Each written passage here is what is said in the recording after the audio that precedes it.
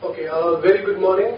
So I am Indravesh Devatia and I am going to deal with a poem of class 9 and the name of the poem is Wind. Okay, let's start with something interesting. So what do you see in my hand right now? So it's a piece of paper. Now it's an A4 size sheet. Let me do something.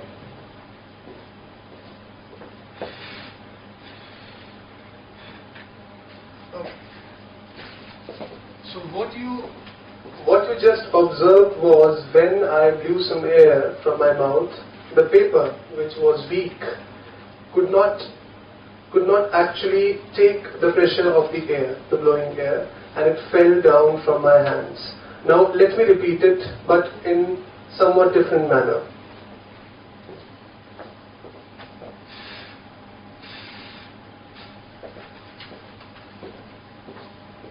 So it looks very natural that, when there was some support on the page, when there was some support on this weak sheet of paper, the paper stayed where it was.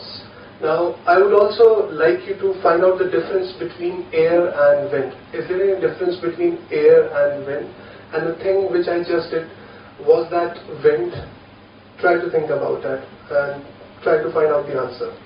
So, the poem which we are going to deal today is Wind, and it was written by a South Indian poet who is really famous for his pre-independence era work, and the name of this poet is Subramania Bharati.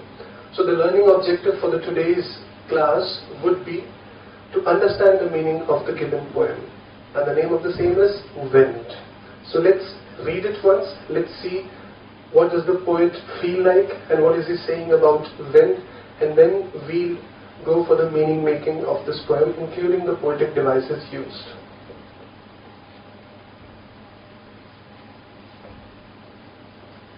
Wind, come softly. Don't break the shutters of the windows. Don't scatter the papers. Don't throw down the books on the shelf. There, look what you did. You threw them all down. You tore the pages of the books. You brought rain again. You're very clever at poking fun at weaklings. Frail crumbling houses, crumbling doors, crumbling rafters, crumbling wood, crumbling bodies, crumbling lives, crumbling hearts. The wind god winnows and crushes them all. He won't do what you tell him. So, come, let's build strong homes. Let's joint the doors firmly. Practice to firm the body. Make the heart steadfast. Do this, and the wind will be friends with us. The wind blows out weak fires. He makes strong fires roar and flourish. His friendship is good. We praise him every day. Now, this poem was actually written in Tamil by Subramania Bharati, while it was translated by a famous author A.K. Ramanujan into English. Now, let's go to the starting of the poem again, and then we'll do the meaning making. So here the tone of the poet is of pleading, is of requesting. He's actually requesting the wind to come softly. He's requesting the wind to come softly so that it doesn't cause any destruction. So what does he say? Wind, come softly. Don't break the shutters of the windows. Don't scatter the papers. Because whenever wind you come, you create a lot of destruction, you break the shutters of the windows and you scatter the papers. Don't throw down the books on the shelf. Now, because he is a poet, so he must be having a lot of books at his house, which is quite natural. He also is requesting the wind not to obstruct and not to, also destruct the books which are kept on the shelf. There, look what you did. You threw them all down. Now, there you see in the fifth line a hyphen, a long hyphen, which tells you to have a pause. So when you say there, look what you did, you need to stop for a while. And then you read it. You threw them all down. So he is actually addressing the wind directly, as if the wind is the second person. There, look what you did. You threw them all down. So finally the wind has again come, and it has, again thrown all the books from the shelf. Let's go to the second, third and fourth line again. Now, if you can see, there is a pattern here in the second, third and fourth lines. So don't break the shutters, don't scatter the papers, don't throw down the books. So these three lines are beginning with don't, don't, don't. Now this is a poetic device, which is very interesting. Now this is done to emphasize on a situation like don't. He doesn't want the wind to disturb everything and anything at his house at least. So don't. This poetic device is called anaphora. Anaphora, anaphora. So anaphora means when you actually repeat a certain word or a phrase in the beginning of the sentence, like continuously for 3 to 4 sentences. Let's move ahead. There, look what you did. You threw them all down. You tore the pages of the books. You brought rain again. Now rain here serves as a metaphor. It serves as a symbol. Now he's telling that you tore the pages of the books. Now books can also be used as a metaphor or a symbol, because books might portray our lives. So whenever there are problems in our lives, wind itself is a metaphor, wind itself is a symbol. So wind has been compared with the problems which we face in our day-to-day lives. And books, we are the books. So tore the pages of the books. So that means some problems which were big and we couldn't really control them. So because of that we were devastated. Because of that we had various other problems. So you brought rain again. Rain here, as you must be thinking, symbolizes tears. So problems, pains, tears, they are very much interrelated. They are intertwined together. You are very clever at poking fun at weaklings. So weaklings, those who are weak. So weakling can be anyone. Anyone who doesn't know how to face a problem. Anyone who doesn't know how to face a challenge, how to stand up against it. And again, if you can observe, there is anaphora.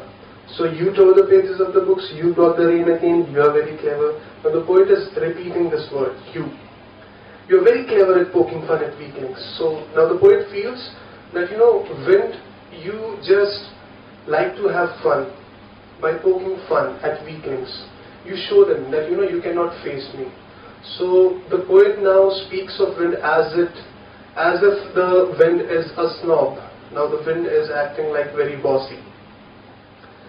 Frail crumbling houses, crumbling doors, crumbling rafters, crumbling wood, crumbling bodies, crumbling lives, crumbling hearts. A lot of emphasis is on the word crumbling. Crumbling itself means when a thing breaks down into various pieces, in various small, minute pieces, crumbling. Frail, weaklings, crumbling, everything denotes that something or someone is really weak. Frail, very weak, fragile, which can break easily, which is brittle. The wind god winnows and crushes them all. Okay, before we go forward, let me take you through the meaning of rafters. I hope you are clear with the meaning of rafters. If not, so let me explain it to you. Rafters were usually used in old houses where there was a log of wood. So it was like designed in such a way so that it provides some support to the roof. So rafters. The wind god winnows and crushes them all. So wind god, whenever he wants, with the problems, he can create a lot of problems in your life, a lot of challenges. And because of these problems, if you're not able to cope up with them, you'll have your houses crumbled, you'll have your doors crumbled, you'll see your rafters getting crumbled, crumbling wood. And he also emphasizes on crumbling bodies, that means the human bodies, and lives also.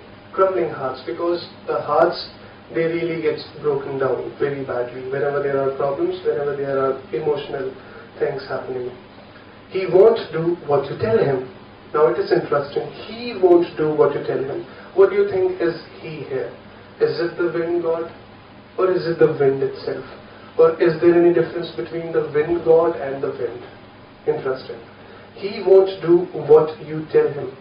So the wind would not do, or or the wind god would not do as you want him to do. The problems would not come invited to you. You cannot invite the problems. You cannot ignore them. If the problems are there, if the challenges are there, the only way to face them is to challenge them. You cannot run away from the problems. And you don't have anything, you don't have any control, any power over the wind, over the problems, over the challenges which you are going to face in your life. That's the central message of the poet. So, come, let's build strong homes. Now the tone of the poem changes, it shifts. Earlier it was about the power of the wind and how difficult it is to cope with the power of this wind, with the problems which we have. Now the tone shifts, that what can we do? So this is interesting and this is important as well. Let's see. So come, let's build strong homes.